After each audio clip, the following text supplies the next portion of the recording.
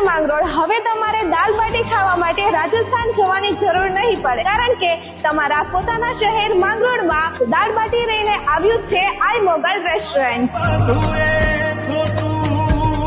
અહીં દાલ બાટીનો રાજસ્થાની સ્વાદ સાથે શુદ્ધ અને સાત્વિક ગુજરાતી થાળીનો ઘેરો સ્વાદ, પંજાબી ફૂડનું તીખાસભર્યું ટેસ્ટ અને સાથે ચાઇનીઝ ફૂડની મજેદાર વેરાયટીઝ પણ મળી રહેશે।